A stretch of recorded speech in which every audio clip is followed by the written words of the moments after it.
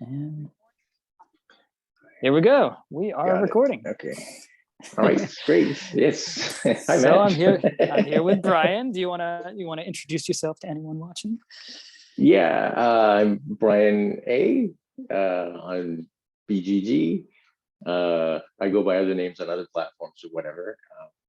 I live in Japan. Been here a long time, almost 30 years, I guess. And I guess my handle is like Triton90, something like that. Yeah. BGG. What's the Triton 90 come from? I don't want to tell you. Okay, fair enough. That's fine. No problem there. But yeah, so how'd you get in? Yeah. How'd you get into the game design stuff, like into gaming, and then how'd you get into the game design and find like the BGG contests? And like, always interests me how people come to that, you know? Yeah. So getting into gaming. So yeah, in high school, university was, D&D, and that was back in the 80s. And so, and I worked at a game store in San Diego, where I'm from. And then got into board games, war games, stuff like that, just whatever they have, Avalon Hill, SPI then. Then when I moved to Japan, I kind of got out of it, dropped out of it for a long time, a really long time. But I'd always enjoyed that stuff. And then when I went back in like 2011, a good friend of mine in San Diego, he just had this wall of board games. I was like, what happened to the gaming industry? This that didn't even exist when I was around, in the States. Right. I was like, holy cow. And just totally fell back into it. I'm like, okay, this is great. This is awesome. Yeah. And then, I got into BGG. And then when I came back to Japan, I got into print and play. And so, started making my own stuff, and found some like designers on, some guys who design stuff, and I thought that was kind of cool. That's kind of neat. I can help them out with their, writing the rules or something like that, and helping out with that kind of stuff. But it got really frustrating because like nobody would like follow through with their design. Or they would take everybody's input and change their design, to what everybody wanted. And I was just like, that's tough. That's getting frustrating. Now this game is like not even, I don't want to play it anymore, kind of thing. And so I'm like, okay, well, that's it then. If it's getting, frustrating like that, just design your own games, dude. It's like, gotcha. And so I started, I said, hey, might as well. Hey, there's contests out there. Look, maybe I can get into a contest. That'll be a motivating factor too. Yeah. That's cool. That's so design. Yeah. So you were trying out other people's and trying to help them out with theirs. Then give took feedback the further and stuff. step. Yeah. And then it's interesting because it's gonna be interesting talking to you, because you seem to have for me personally, because when you mention wargaming, that is something that is a whole different world to me. I have never gotten into wargaming, but I've heard about like I've been on enough threads on BGG to see like that there's a divide there. Like I once put like, I can't even remember what that thread was I started, but I was looking for, it's before I got into sharing my designs. I was trying to like talk about like how to add replayability to your games. And like some war gamer came in and was like, play war games, don't play anything else. I was like, okay. and then the thread kind of devolved for a little bit there. And it's like, so that was my first experience with, people being like, war games are the ultimate game and other games are everything else. I'm like, okay. Replayability. Yeah, I guess it's true. I mean, because the replayability totally depends on your opponent, though. I mean, it's just So they seem to be passionate about, war gamers seem to be pretty passionate about their niche in the gaming world there. But so what about war games interest you particularly? Like what grabs you about those type of games? Yeah, I mean, at the time, particularly back then, it was, still am into history and stuff, and just recreating, like looking at what happened and stuff like that. and just was able to learn about, events that I hadn't heard about before. Oh, look, there's this game. Wonder what that's about. And I didn't hear about that battle. That's kind of interesting, and or even this war entirely. And so then you want to read up on that kind of stuff. And I'm not particularly good at it, but there was one game, and it's probably related to what we're going to look at later. It was called Wooden Ships and Iron Men, and it was just this Napoleonic era sailing fighting game, and you'd maneuver your ships and broadside to broadside and rake and and all that kind of stuff. And I'd read all the Hornblower books at that time, and that was just fantastic to me. That was fantastic fun. But then you go to a convention and you play one of those in one of the contests, and you just get wiped out. They're so much better than you. I mean, that's true for any game. I feel like once you go up against someone who's studied and played the game so obsessively, you're like, oh yeah, I'm good with my friends at this game, but there's a whole world of But it's just mostly the history aspect of it. And I wouldn't say that I'm really so much into war games anymore. Okay. The counter and hex kind of thing just kind of got old with me. And also you are recreating war, and it's just kind of like, I don't really need to see. I can see its effects. I've read about its effects, and I don't think it's anything I need to necessarily recreate. I'm more into history games that are more historic based. History. I mean, gotcha. History based now. A lot of those like coin games, or like games that are card driven. So like there's events, and you can that actually happened, and you play them to gain advantages over your opponent or over the AI or whatever it is you're playing against. And more of a history based games now than war games. Yeah. Gotcha. And yeah.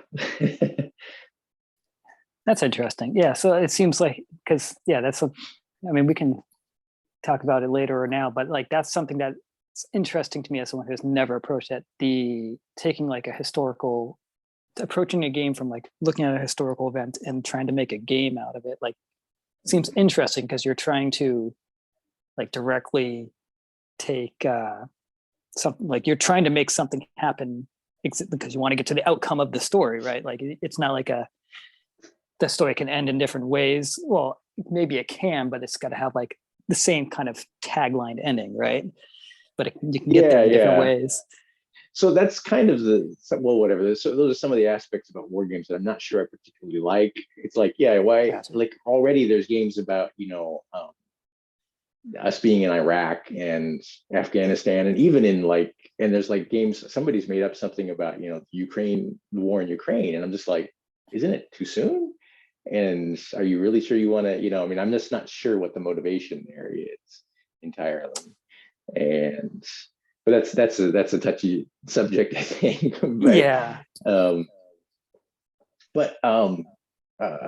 I think it's just people are trying to test their skill against each other. They want to see if they can outthink and outmaneuver each other. Yeah. But I think that is kind of what has driven me away from it now, is that, it's just sort of, I'm not so sure I really want to recreate that kind of thing. Gotcha. But, I'm with you on that one. Like, that's kind of why war games never, like, that maybe like I'm interested in talking to people about maybe that type of stuff, because like there's probably mechanics and stuff that like I don't encounter in other games that I would normally play, and I generally play like lighter fare, though I have experienced the more complex stuff. But like, so it's interesting what I could gather from that. But like the theme of it does not, kind of bounces off me. So but I understand that there's a lot of interesting stuff going in the game itself, so there's differences also. Like I've noticed doing the game design stuff, there's a huge difference in what attracts people to board games.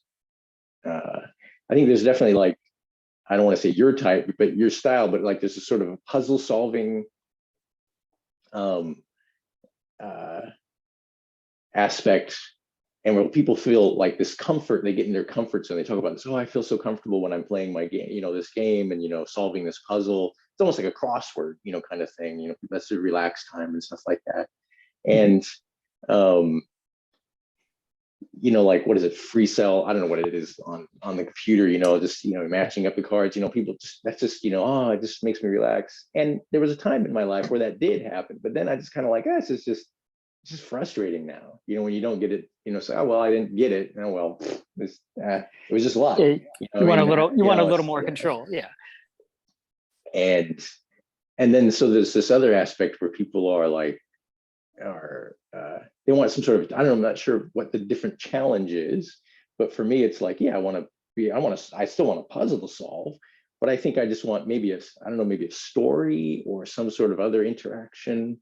There's all these Cthulhu games, I like Eldritch horror, just sort of like the story you're kind of going through, it's maybe I'm not playing optimally, but I'm having fun because I'm just kind of like going around, discovering these things, making these encounters. Just, oh, I missed that roll, but how can I somehow overcome that? And it's not such a big deal if you lose. Oh, well, I lost, but I had fun. I enjoyed the adventure part of it, I think is what I think a lot of other gamers, or there are other set of gamers that enjoy that. And they're all those kinds of, that's the part of gaming that really exploded, I think, is that just all those sort of adventure games are just games where you can immerse yourself in some sort of theme. Well, yeah, now there's what, like open, I've seen like recently, like now open world board games are starting to become a thing, which is real intro. Like, what is that Sleeping Gods one? I never played it, but I saw it come out. Yeah, sort of like quote unquote sandbox. Yeah, where you're just like you can pretty much do anything you want or go anywhere you want. And yeah, it's like, I'm sure I would like Sleeping Gods. Yes, right, because it seems like it's purely story. Yeah, well, I'm not purely story, but very story heavy and deep story versus like maybe the puzzles don't really develop necessarily, but at least like the story is developing. Yeah, but it's a lot of time investment, though. Yeah, definitely. Yeah, right. What was that whole just spending all that time doing that could be you have to, you have to be dedicated.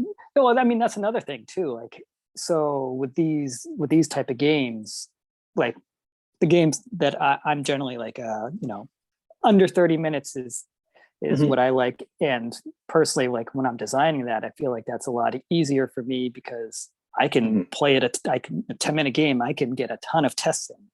But like exactly. when you're trying to like make an hour plus long game, like it feels like it's harder to work out all the kinks as quickly on that. So they must take a lot longer, I assume, for like the type of stuff. I think the one you're showing me today, you say is 30 minutes, but that's like out of the ones you've done, that's your shortest one, right?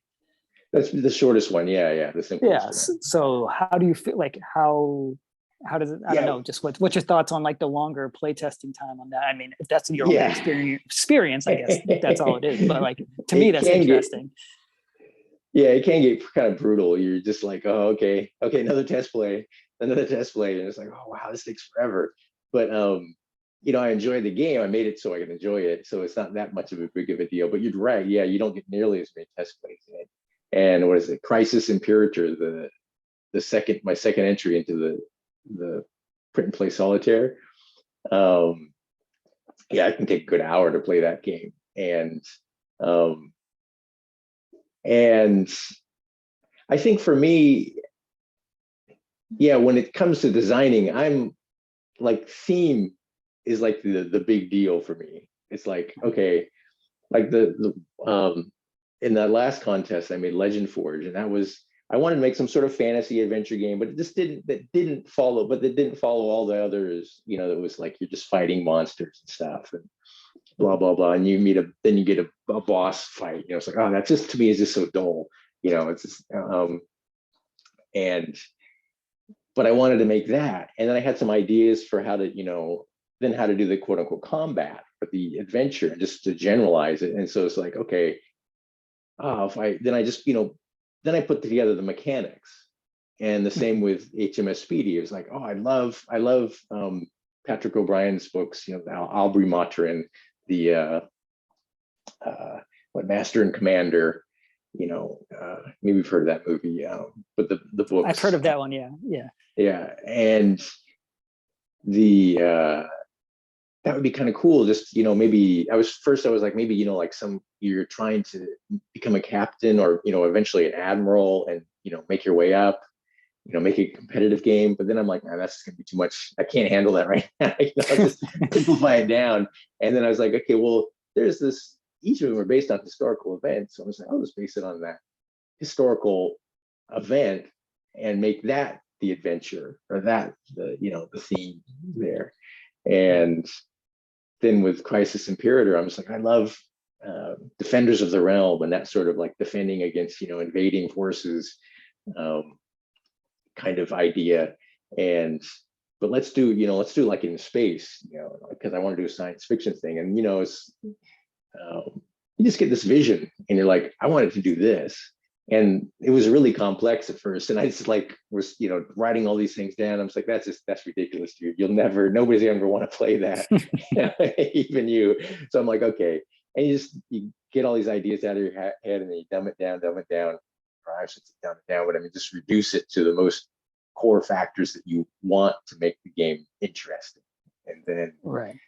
And it's, to me, it's a theme comes first, and then the mechanics can come later, because I want it to do this, this, and this. And I'm pretty sure I can come up with an idea to make it do that. And that to me is the design process. It's just finding out how to make those things happen.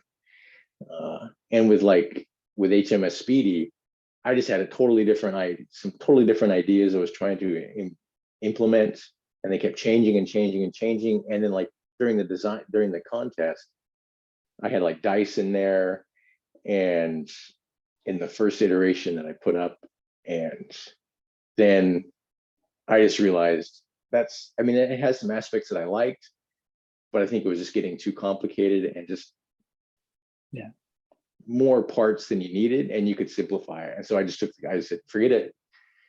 Just go back and take the dice back out, or take the dice out, and see if you can figure out a way. It was funny because I would implement things, or I didn't implement things. I thought it'd be too hard for me. And then I'm like, well, wait a minute, that may be hard for you in designing the card or something like that, but it'll probably make the game easier. Oh, that's a good point. That's something that comes up even in I think for all designers, right? You're like, sometimes you have that I don't want to design that part, but it might be easier for the actual playing, but it is getting over the hurdle of I think the big one is rule books. I don't think I've talked to a designer who likes writing rule books. They do, some people are better at getting it done. But it's obviously you have to do it for the player. So, the rule book is another kind of interesting thing too for me. Is that's kind of what got me involved with the design. Was I'd see these guys, they'd have a video, and you'd have to infer the rules from the video. And it's I hate writing video, or I hate writing rules, and you get that a lot. You're just like, well, yeah, I can understand it, but it's just to me, it's just there's a flow to it. I mean, you just open up a rule book and you read it and go, okay, well, that's a good rule book, and you see, oh, boom, boom, boom, you got sort of an order to it, and you just organize that in your head and then put it out there. I wonder if it's something. Sorry to jump in there, but I wonder if it's something with a theme. Since you're such a theme person, you write, you clearly like to write, right? Yeah. And so I think maybe the rule books maybe is something that's easier for you, because that's you're writing a lot of the rule books are going to be writing kind of the story of the game for you. Well, I think people who are more mechanic people, they like the hands-on thing, and the rule book is not a hands-on thing, So. It's hard to say. I don't know. But yeah, to me, I'm just the rules are in my head, and actually writing the rules out helps me work out a lot of the things that, when you're on the BGG forums enough, you just see all these questions, and it's I can see somebody asking that question. I better make it clear that, and so, so you end up saying things that you think are obvious, but it's just it needs to be said. You have to say that. You Mm, can't put right. the card back into the pile, kind of thing. You cannot. The card must go into the discard pile. Instead of, do I really have to say that? Well, yeah, you do, because people are going to look at the card and say, oh, you've used the card. What does used mean? Used means it goes into the discard pile. And if you don't say that, then people are just going to go, well, does it stay in my hand? It's just Yeah. like, okay, yeah, no, I got to say that. But I mean, that's, to me,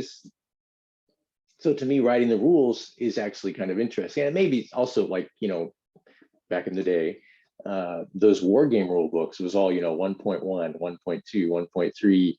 And that's how it goes in my head. It's just like, okay, there's this section and it has these 3 points and they all need to be outlined. And then which leads to this part, this phase, and all need to be, outlined. And that stuff is really dull, it's just like, it's hard to read, but you have to start somewhere. And I think my rule books might be kind of wordy, but the other thing is, though, too, it's like I get so frustrated seeing a game that looks so fun. That should be a fun game. And then you look at the rules and you're just like, now I don't know if I'm playing right, so it's not any fun anymore. So it's like, yeah. So what's some, yeah. So you have so since you're a rule book aficionado, then why don't we, so what are some rule book like best practices that you wish you would see more from BGG? Like when you say you look at a rule book and it makes the game not fun, like what specifically is the problem when you look at rule books like that? Well, yeah, it's just like like an unclear setup. Where do these pieces go, or what's the purpose of them, or how should I? There's so many things that can go wrong with a rule book. It's just an unclear description of what happens when you move a piece. There was, like a board had a board, and you move from point A to point B, but if you don't succeed in point B, you have to go back to point A. But you look at the board and it's like, well, it's unidirectional. You can only move one direction, and you have to go back, and it says, okay, go back to that space, and then you cannot redo a challenge that you already did in the game, so you can only do the challenge once. It's like, well, the only way I can leave that space is to go to that same space that I was kicked out of just a minute ago. But your other rule says I can't, so I'm just like, contradictory rules. Yeah, it's like, I don't know what I'm supposed to do here. And unclear things. Just saying, like I said, you use the card to defeat the opponent. It's like, okay. And then you meet your next opponent. It's just an unclear, well, I've used the card, but what does that mean? What does the used mean? Right. I mean, I assume that I discard it, but I'm just not 100% sure, unless there's a video or something like that. Yeah, it's not always clear. And I think the designers, I think if a designer cannot or doesn't have a rule book, they'll at least get a video out. Yeah. And then just play it for us. And then you can see at least what their ideas and concepts are, and then you can fill in the gaps in the rule book, So I mean, I don't really have a list of things that. That's fine. I was just curious. But as someone who is not a rule book aficionado, do you like at first my first ones I've done were just text, and then I've gotten better about putting in visual examples too. Do you find that I mean, I think most people like the visual examples, but then it makes the rule book longer, so it's like, yeah, I know. It's just like, if you want people to play your game, make it a little simple rule book. And I'm just like, but if it's too simple, then people won't know how to play the game well or properly. Is my thing. And so I'm like, okay, just put in examples. Yeah. And I feel like, especially like on the contest, I feel like people look and when like they click on the rules and they see like, oh, it's 15 pages long. Do I want to sit through it? They're like, oh, it's 2 pages long. I'll try that game.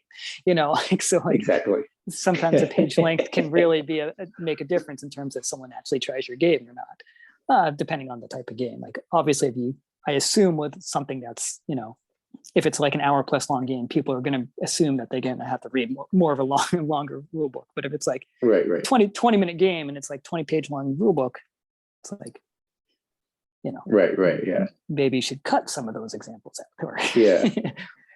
But yeah, I think, but I mean, I think this the frustrating thing is just like reading a rule book and then trying to play the game and just going, I'm still not sure what I'm supposed to do.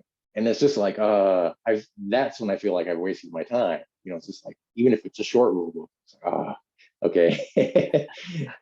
So how far along is your rule book when you share like a design on the comic? Because there are some people who share like super rough, and then some people I like to have like my games almost like complete before I share them on there. Like, complete side.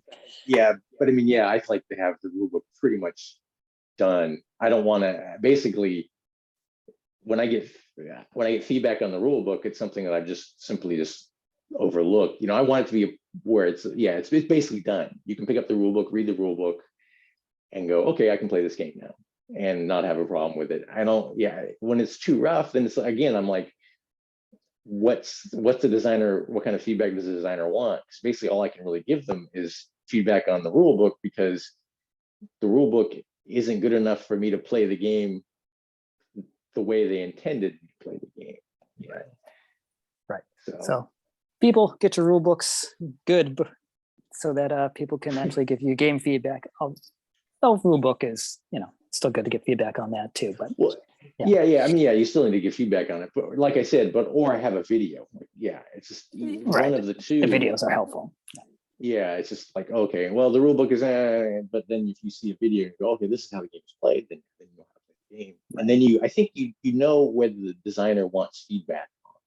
Because if it's just too open form and you have like so many things you can give feedback on, just like the whole mechanics and stuff like that, then it's just like, then you're just sort of being part of the 100% part of the design process, Whereas to me, it's like, I should have the game design pretty much ready, and I want feedback on it if it's any good or not, but I mean, I may change a big mechanic because it's just too difficult or just not working well. But I mean, it's almost, some of the design seems almost like they want feedback from the ground up. And it's just like, I can just, this is a gazillion things I can tell you then. Yeah. It's different approaches. Some people like that. And some people as feedback givers like to engage in it, like to be involved from the ground up too. So and I was enjoying that, but it just got so much to me like, now it's just now it's not any fun anymore. I'm just right. So why don't we look at your game, and then we can talk about how you built that. And do you want to pull it up on your screen so that you can show me stuff, or do you want me to pull up on my screen? Wow. Should we do it on which what is it? Playing cards IO, or I have that one. I can pull that one up. If you want to pull it up on one of your fancier ones, you can do that too. I think playing cards IO is probably the quickest one to get it up, because I have to run a lot of this stuff. Sure. Let me see here. I'll pull up my private personal one, whatever. Sure. Where should I? Well, okay, whatever. What do we do? Share screen, or? Yeah, share screen should be able to pop it up for us here. So give it a try and see. Share screen. Which screen? This screen. Share. And looks like something's going. And there we go. We see your PCIO room for HMS Speedy, Cruise for Glory. Yes, we set the game. So, I wanted to, like I said at first, I wanted to sort of like this, a game where you're vying to be like a captain and then an admiral in the Royal Navy. But I was like, that was just way too out of the scope for my abilities. I just wanted to so I just said, okay, I'm just going to stick with this, the HMS Speedy. So it's like the first book in the Aubrey Maturin series. It's the, Master and Commander, and he's just he's actually just a lieutenant and he's the captain of a brig. He's not an actual captain yet, but it's only a, what is it, a 14-gun brig, and so, and I wanted just as the typical, what is it, traits, or the ship would have certain traits that you build and get reduced in your adventure. And also, like you said, I enjoy writing, and I wanted, like, there's so many different things that happen. I just wanted to be able to recreate and say, okay, you on this kind of a mission, you can have, depending upon how well you complete the mission, you can have 3 different results, and depending on the results, you gain or lose things in your ship. Your ship's got these 4 physical traits, manpower, provisions, seaworthiness, speed, and they're maxed out.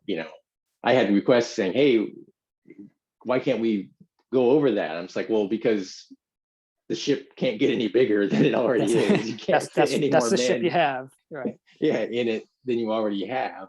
So it's just like, yeah, that's it. But then you have your crew traits, and those can go up or down. They can go negative if you want them to go negative, and then go as high as you want them to go, And so and that was sort of the key to me, was to have these crew traits that could go high enough, because the highlight of the cruise, the crew's morale and their gunnery ability had become so good that they were able to defeat this, frigate that was, 10 times larger than it. It was just like, because the men were so, close, they're following their captain, they're high morale. They didn't even have enough. Their crew was actually even smaller than it's 90 crew complement, because they had sent some men away to take some of the prizes away, so they weren't at their full complement of crew, and they still, defeated the ship, through leadership, through their gunnery, and through their morale. Sailing was an effect as well, but yeah, it's just, when you read the David versus Goliath. Yeah. When you read the history, you're just like, wow, that's just ridiculous. The guy's like, the captain of the ship was like, okay, he boards the frigate with all of his men, and they're already all on the opponent's ship, and he calls back and he says, send 50 more men, and then there's like one guy on the ship steering it, holding the wheel and going, okay, here they come. And it's like, oh, demorale, the reduces the morale of the opponent, because he says it in Spanish, and it's just like, just to, fake them out, and it's just like, who's to know if that's actual real? But I mean, he said that's what happened, that's what he did, or people, but yeah, it's just such a, whatever, it's all history. So who, the winners write the history. So who knows? Of course. Yeah. But it sounds good. Yeah. And so and each of the cards here, so you've got you start out with like, like this, I've got like this level of leadership level. So like you're at the lowest level, 0 level.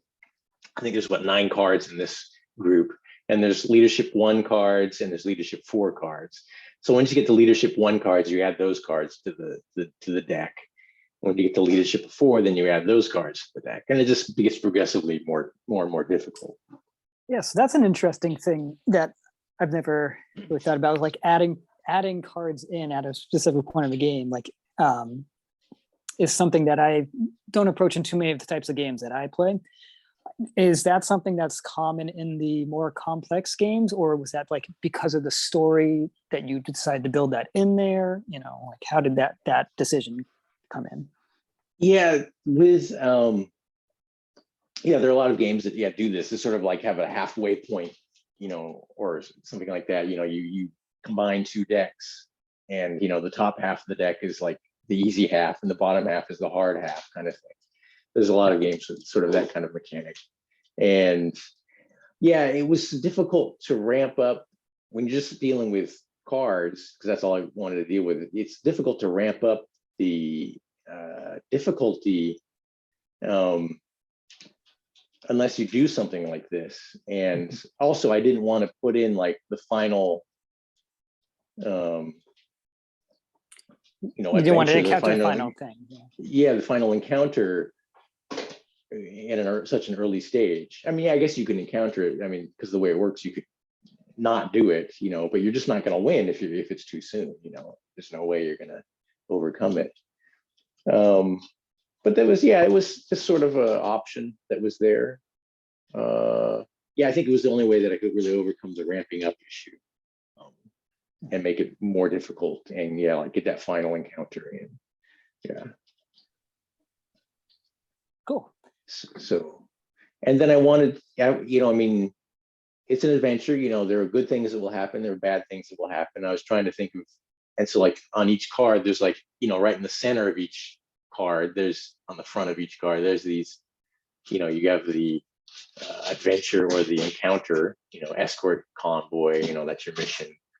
Or you can get a boon, you know, you can, okay, dogs, settle down. Getting all frisky now. They like hearing about the game. Yeah, I guess they're getting excited about the game now. You can have a boon, you know, where you have a good, you know, you add something to your ship, or a knock, you know, which is, you know, something bad happens.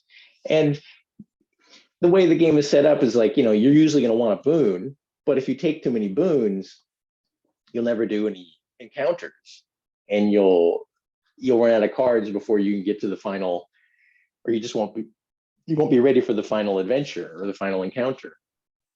And great, it's, you know, you can have all the boons you want, but if you can't do the final adventure, you'll end up losing the game. And boons alone won't give you the leadership that you need, because you need a lot of leadership to finish the game, or to win the game. Right. And but a knock, a knock is sort of like a last option. It's like, well, I don't have my other two options, you know, doing the encounter or taking a boon are not possible. So I have to take a knock, or a knock is a more strategically advantageous thing. Yeah. Yeah. Okay, settle down.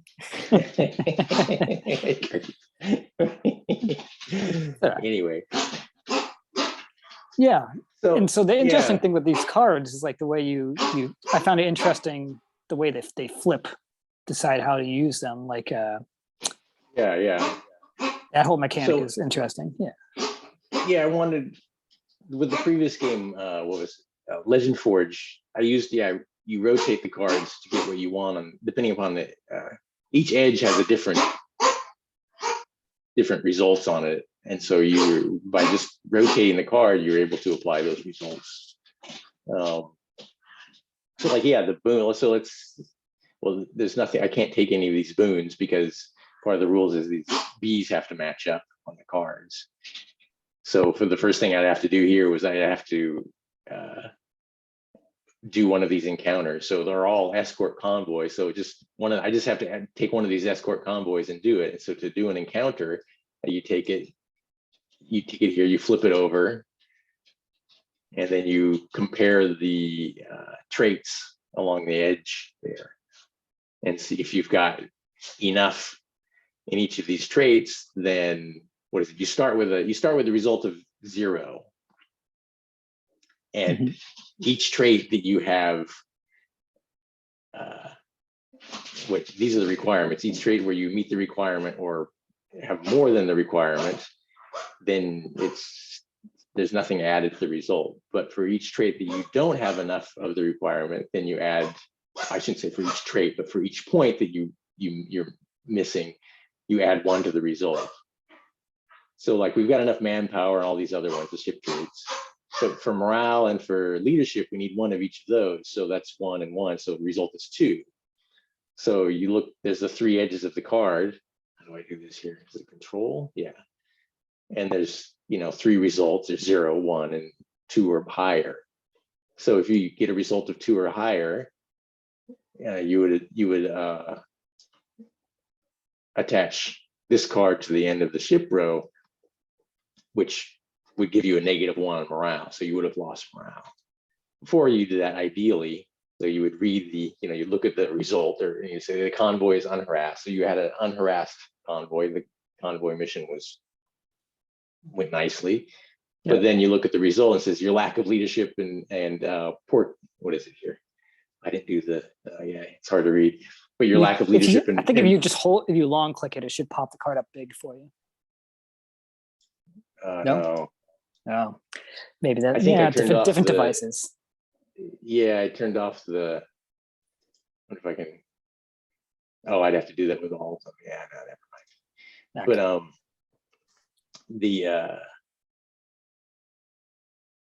with your lack of leadership and poor conditions on ship hurt morale. So you just, yeah, you were a poor captain.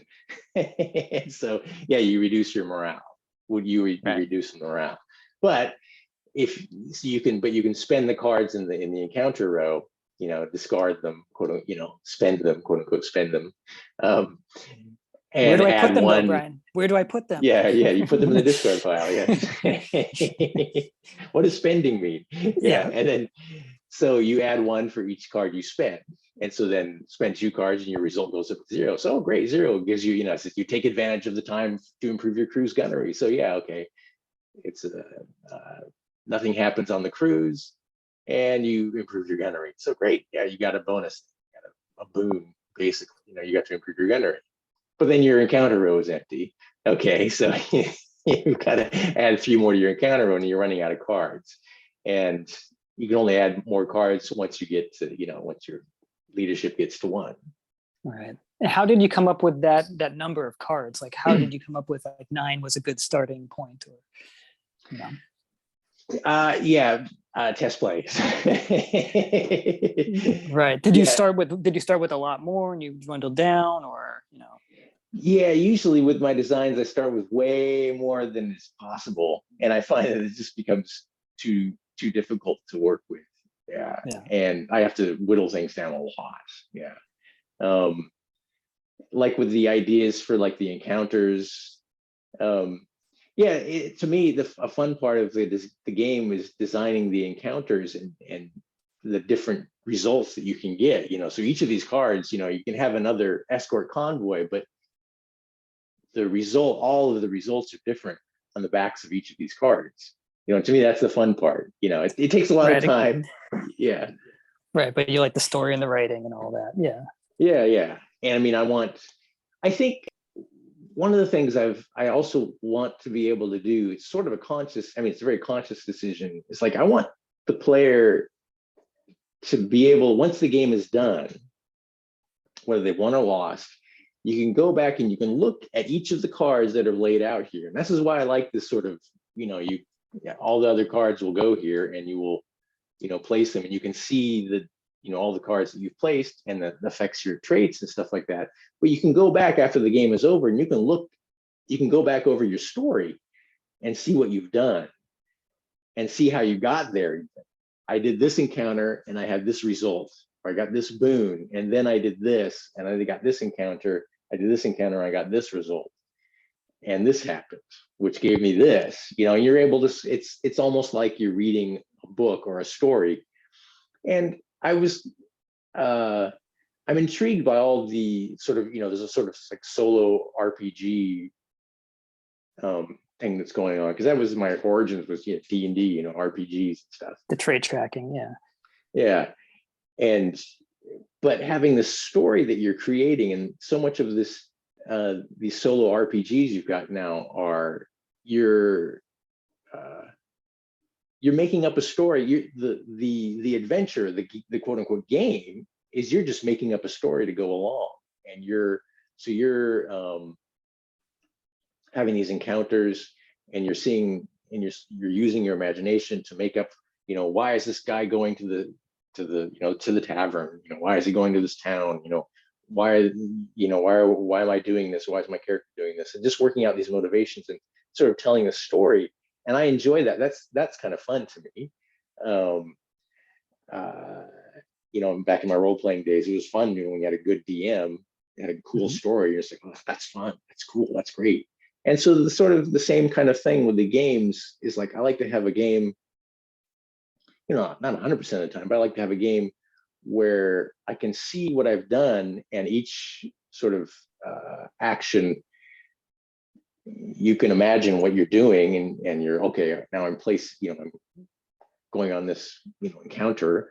I'm escorting a convoy, and on that escort, this event happened, and I handled it in this way, and that benefited me in these ways, and it's like great. And then my next, encounter, and to me, all of the games I wanted to be like that.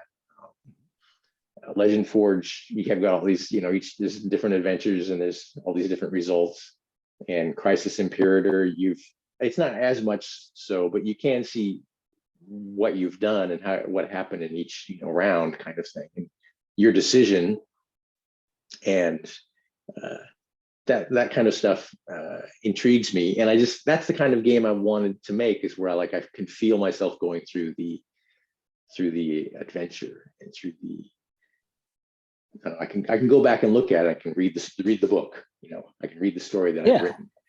Yeah, the overlapping story of your traits going up and down is an interesting thing, because I feel like in most type of adventure games that I've tried have been you just mark down that you lost a trait or whatever, and at the end of the game that you wound up with this amount of traits, but like you said, you usually don't see how it went up and down throughout the game. Right. So I like the overlapping of the cards there to show how it actually happened, because that is something that is missing from some games, which is cool. And then in terms of the text that you put on the card, so how did you decide, obviously you have the limits of the card, but how do you decide on the size of the cards? Because you could have put a lot more flavor text on there, and less of other stuff. So how did you decide how to make the dimensions right? Because you have a lot of information on these cards, but I think it's well done. So how did you come to that? Because there's all these symbols on here, and then on the back you have all the flavor text with the different ways of flipping. I mean, obviously the color coding helps with that, but yeah. How did you come about that? Yeah, that's part of it's all sort of maybe part of the print and play DNA, and what Cabbage King also said too, is it's that's almost the puzzle for me. That's the challenge. It's I want to do all this, I want to do these things, and how am I going to lay this out? What have I got to cut? What can I keep? Yeah. And that's all the part of the creative process, and even when it's just a print and play that somebody else has made, it's well, how can I adjust that to my own, to make it fit what I want? And so the game design is that, to the 100th degree, because you got control of everything, and you've got to fit it all in. Yeah, it needs to be readable. I want them to be squares, because you're going to rotate them, and a square is a lot easier to rotate in my mind. And it's, I don't know, I guess balance, it looks a lot nicer. They're supposed to be 70 by 70, which is some sort of Europe square style size, and you can find sleeves that are 70 by 70 pretty easily. Any sleeve maker's got them.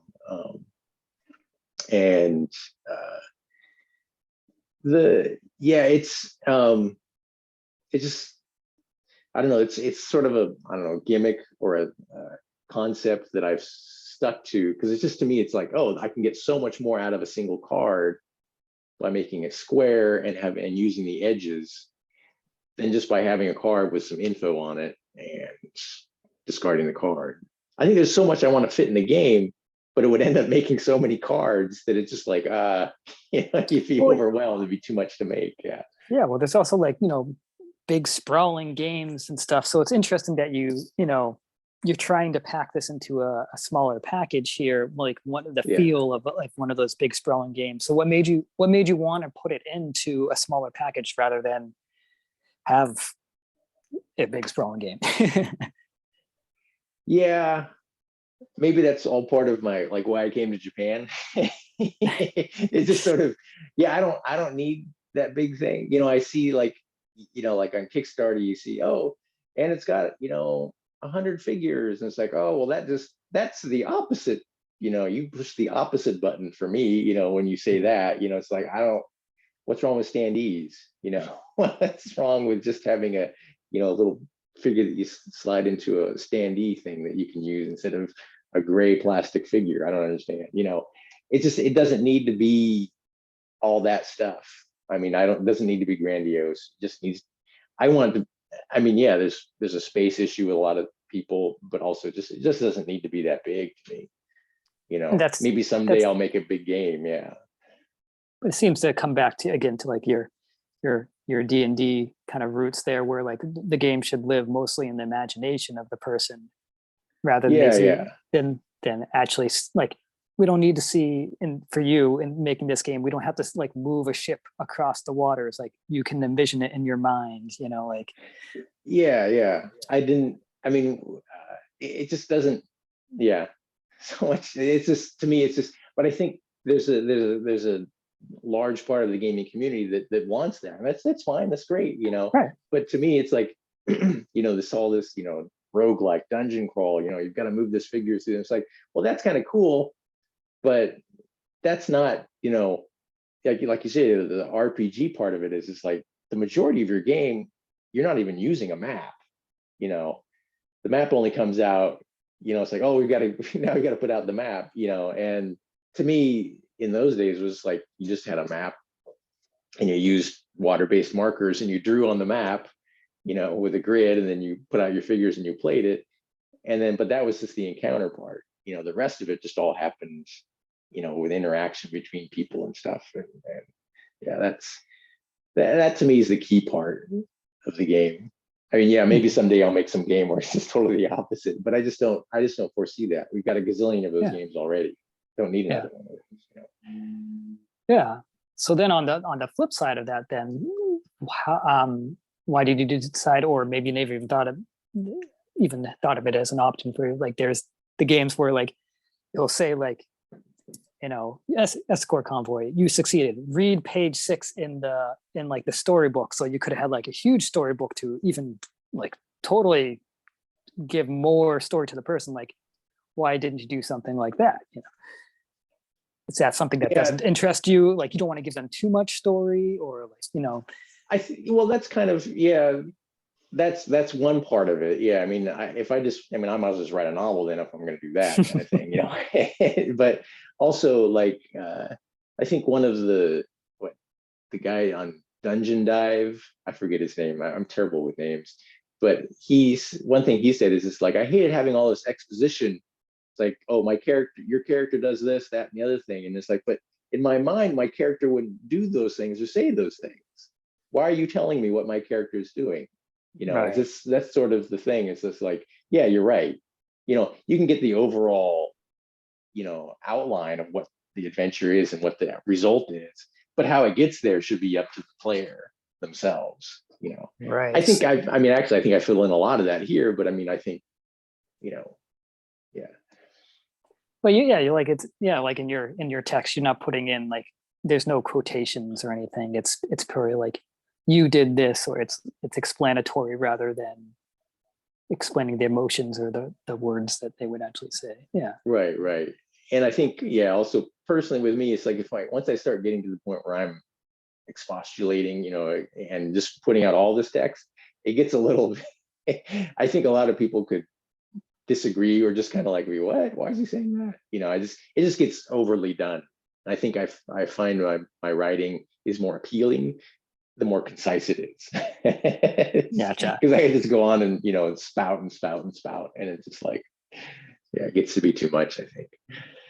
So maybe coming up with card constraint helped you with that, where you just like, I have to fit it in like in 1 or 2 sentences right here. Yeah. With the 54 card game design contest, it was like, I had like, a bunch of cards, but it's like, well, I've got to reduce this down and also just reduce the size too. So it's like, okay, make this as concise as possible, but fit in the things you like so you enjoy it. But you have to make it concise though. Which has really helped a lot. It's November now, so what is it? There's some sort of novel writing, I don't know, I forget, Novel Ember or something like that. There's some sort of thing, online thing, where you write, you're supposed to spend November writing a novel, just so you can get it out. It's just sort of one of those challenges. I don't know, one of those weird things, Sure. And Yeah, my brother had done that. He says it's so great in focusing, your thing. And so it's like, yeah, with these contests really help you focus and put everything into one, time frame and put some restraints on you. And so the 54 card game contest, that really put a good constraint on me and helped me go, okay, I got to focus this. Whereas the PNP, I think the constraint is making it easy enough that people can play. Yeah, it's something I was talking yeah. with other people, was like the solitaire contest is interesting because it doesn't give you as much constraint. Like it could be anything, right? It just has to be one player playable, right? So yeah. Well, other ones like, obviously like things like the one card contest or like I could do that. yeah, I participated in that. And it was a lot of fun. It was interesting because I had never thought about making something that constricted before. So yeah, those limitations are interesting. So with this game, is there anything else like, you were mentioning like the dice, like you had dice and then you took out the dice. So like take me through like what that was about and how that got the dice. So instead of spending cards, you would or no, I think you would still spend cards, but each card was like a die, and then the die didn't have like all the symbols, all the 8 different traits on it. It only had 6 of the traits on it. And if it had one of the traits on it, you didn't roll the dice. Yeah, you just pick them out of the bag, and then if it had one of the traits on it that you needed, then you would be able to use it. So it was more constrained as to how much luck you had in the game. And I think it just added I enjoyed that. It's like, you can get lucky, but maybe your luck didn't work this time kind of aspect to the game. But it was kind of, it just was like, well, I don't know. Does it really need that? You're already, got a lot of that with the way the game plays anyway. And then there were 2 kinds of dice. And the other die was determined whether you could get a boon or a knock, or you could do one of the encounters. And so those dice, there are 4 dice. 2 of them had a B on them. 2 of them had a K on them, boon and knock. And then the other 5 sides had 5 of the flags that are on each of the cards here. Right. And if the die you had or that you drew from the bag had the flag that matched one of the cards in the encounter row, then you could do the encounter. And so you could be, you took a lot of not be able to choice away. Yeah. Yeah, it took a lot of choices away. And I didn't want to have 100% choice, just you can do whatever you want. You still, like with this, you still got to put in the it still has to, things have to match up here. If you want a boon, you still have to have the bees match. If you want to do one of the encounters, you have to have an arrow pointing at one of the flags. This is something I might change, but if you can't do either of those, well, then you have to take a knock. And so in this case, in this row here, you can't do any of the boons, so you have to take an encounter. But if you didn't have an arrow pointing at a flag on the card, then you wouldn't even be able to do the encounter, and you would have to take a knock, and you would have to apply a knock and choose one of those things. And that's how that all worked. And that's why there's the flags on them. I might make a change to how the encounters work, but you need the flags to know which encounters you've already taken. So, because that can work into your calculations as the game goes along. Yeah. Gotcha.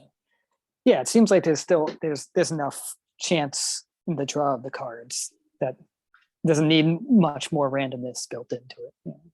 Yeah, exactly. I think it was just the dice were just adding too much more to it. It just didn't really need to be there. And I had toyed with the idea of using the edges of the cards where symbols would match up.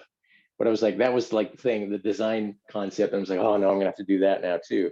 And I was like, I kind of wanted to avoid that, but then I was like, maybe that is the best choice though. There's still space on the cards. There's something you can do. And so then I just tossed out the dice and I just put the symbols on the edges of the cards. And that's the thing.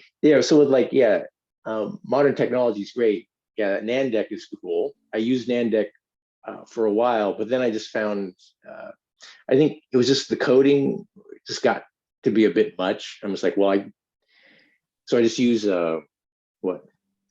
Here's the product plug.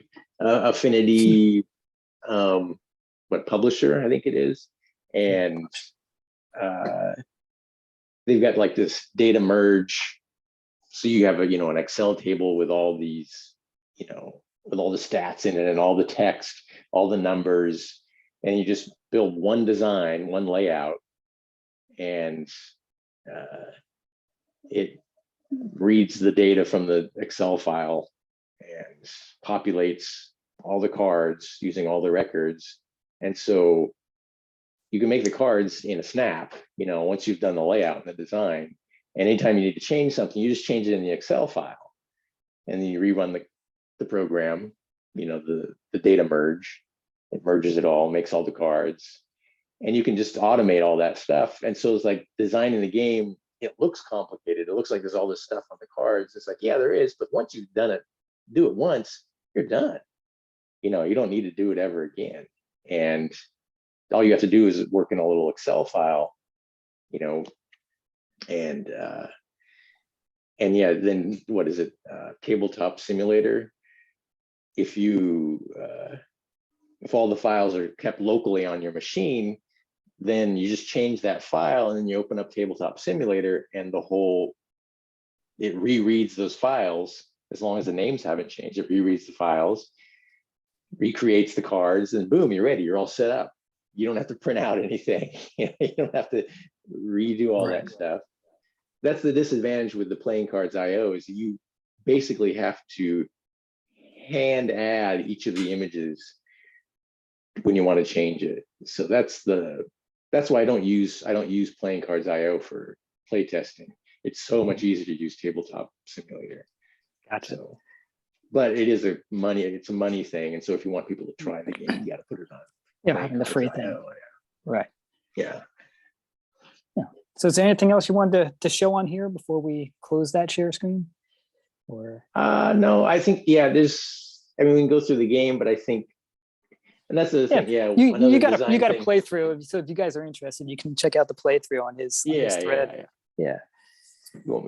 Should I stop share? There we go. Yeah, just stop share, and then that way we can get our faces back up here. There we go. Pretty faces. Yeah. But so is that interesting? So do you find yourself doing playtesting more digitally than actually physically because of those tools? Yeah. Digitally, because there's just so many with like I said, it's theme first with me. And so like I actually have to play the game several times before I actually can like figure out what kind of like formulas I need to start using to go, oh, so if the player by the end of the game or by this point of the game should have this many points in these aspects, and then what's the maximum, what's the minimum, and then then you can adjust numbers based on those kinds of things. Then it becomes sort of a math problem. But the design, all that part, the theming and the mechanics is all fun and interesting. You create all those things, but then I have to keep replaying it again and again to get to the point where I can go, okay, how do I work out the minimums and the maximums? How can I make sure that this is a challenge, beginning, middle, and end, and that it's not always easy from a certain point on, or it's not always so difficult that they can't complete it from this point on. And that's sort of the math aspect of it. But I think a lot of these designers, that's almost like the first part. It seems like it's just like yeah, I mean, everyone's different, but yeah, there are definitely people who like the theme is like the game could be any theme, right?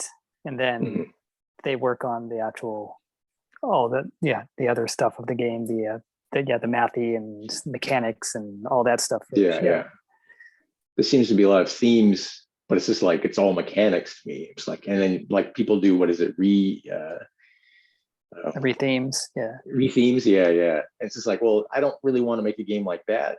I mean, this is the theme of the game.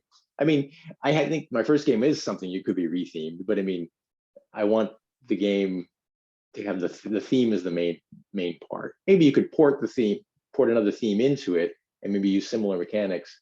But to me, it's just like, if it's just too theme open, then it's more like, then it's just a mechanical game. It's just, Yeah. it You doesn't don't matter want whether it's, you don't want HMS Speedy to be, you know, turned into something about like a farmer going out and planting, planting, you know. I shouldn't say I don't want it to, but I just don't want it to seem so generic that it's just like, oh, all you have to do is just, you know, it could have been, it could have been Mars where this was happening. You know, you look at the game and you play the game. Oh, well, this is, this needs to be about a ship. But you could, I think you could apply the mechanics and make a completely different kind of game using that same set of mechanics. But there would be so much that have to be changed that retheming it would take a lot of work. Yeah. So yeah, it's just interesting. It's just interesting to hear all this stuff because my way of designing is so different from yours. Like I start with I mean, well, actually not completely, because theme is very important to me too. I was gonna say, I love that theme. Yeah. You're the haiku theme, and that's really what made me go, okay, I will try this game now. Yeah, but like I start with a standard deck of cards, so there's no like design aspect. I don't have to think about the cards or like how do I design this. I'm obviously with the standard deck too. I'm not coming up with soup, like I can't give people flavor text or anything along the line. So I just have to.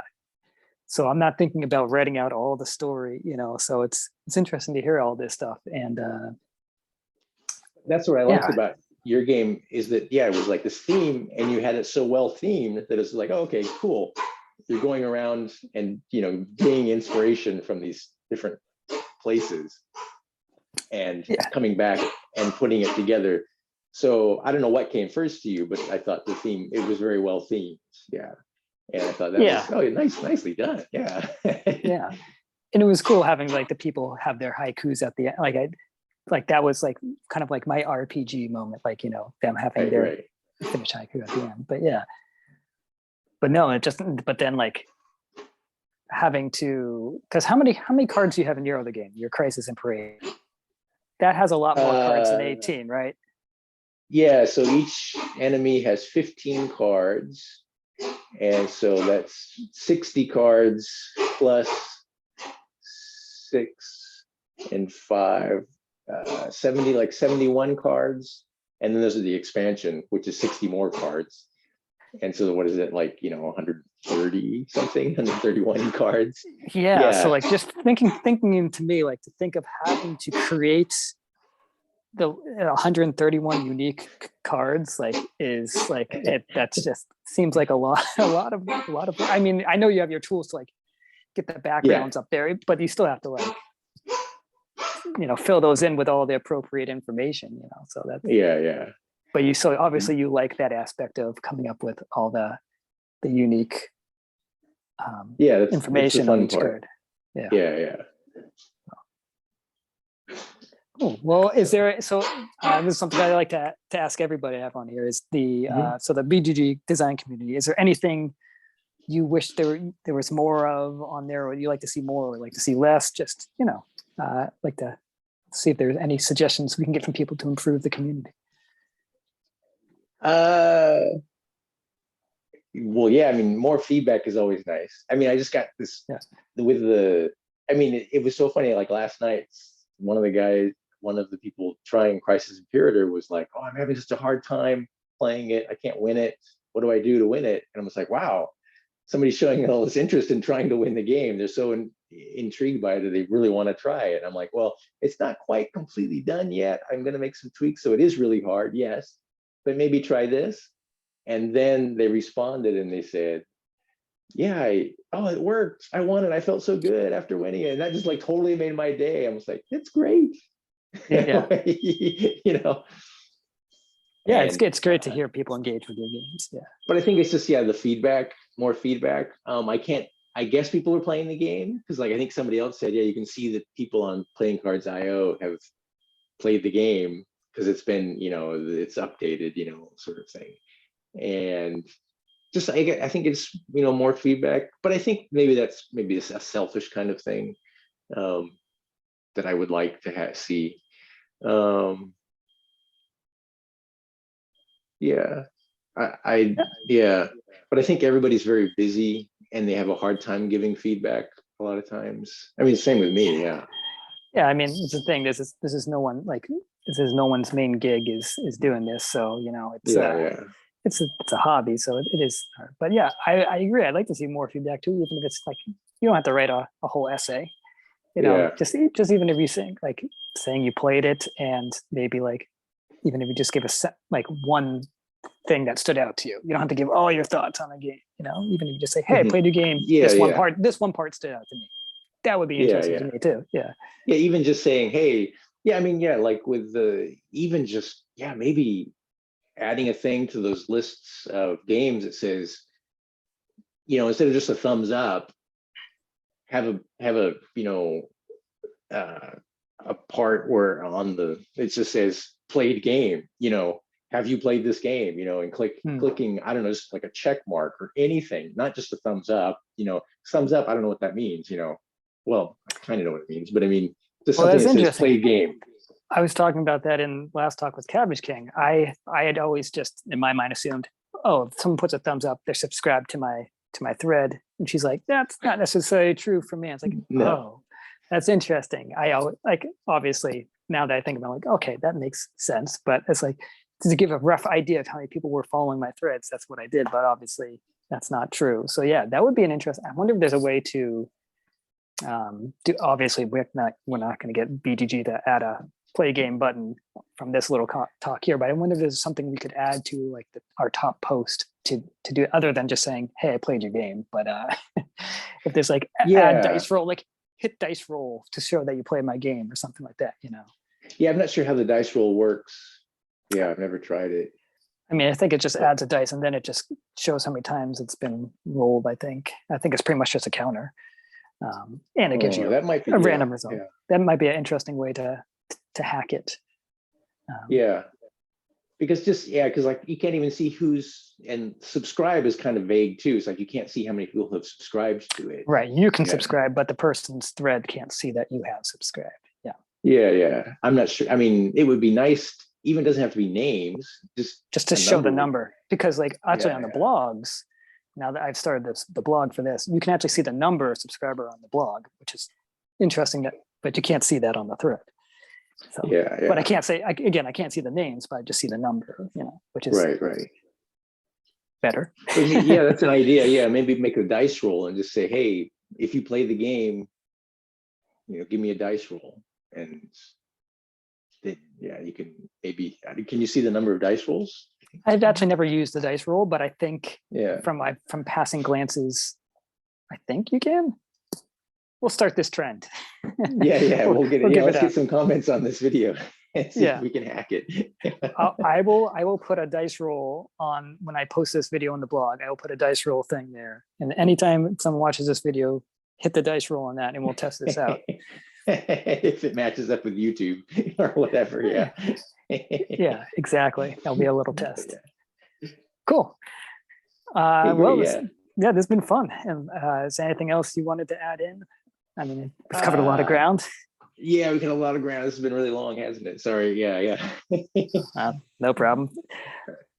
Yeah. But design. I love. I mean, it's all theme for me, or mostly theme, and I'm just always looking for new things to get inspiration from. So anything I read or watch, it's just like inspiration. Yeah. So if anyone sees any good history things out there, send it to Brian. Yeah. Yes. There's things. There are games bubbling away in the back of my head right now. But yes, we'll get to them later. They always are. Yep. Cool. Well, this has been real fun. It's been great talking to you. Yeah. I've enjoyed. I can hardly wait to get back and watch Cabbage King's chat too. You should watch it. She had some interesting things. Yeah, from the non-designer point of view, she had some good thoughts. Yeah, because he's kind of a star on the PNP forums and stuff. Yeah, well, that's what I was saying. Like you're like one of the rare ones. Like you're not the designer, not in the contest. You give feedback, so it's great. You know. Like, it's like really not nice. Only do you not give you give thumbs, like, but you also leave feedback. So we like it. Yes, exactly. More people like her is what I want. Exactly. So cool. Well, thanks again for taking the time, and No problem. we'll see what other people think of this, and I'll hope to see you in more of these contests. And Yeah, yeah. same here. I'll probably post WIP threads even without joining contests. But yeah. I do that sometimes too, and then throw it into a contest afterwards if that's allowed in the contest. Yeah, just to get it out there. But yeah, cool. All right, well, have a good rest of your day, because you're ahead of me and tomorrow, and I'm gonna have my dinner with my family and then hit the sack. So we're different ends of the day here. Yes. All right. Yeah. Enjoy the end of your day with the rest of the time with your family. All right. You enjoy. It sounds like your dogs are chilled out a little bit. So I hope they're you have chilled now. Yeah. hope you enjoy a chill day with your dogs. Okay, great. Yeah. Take it easy then. All right. Have a good one. Bye.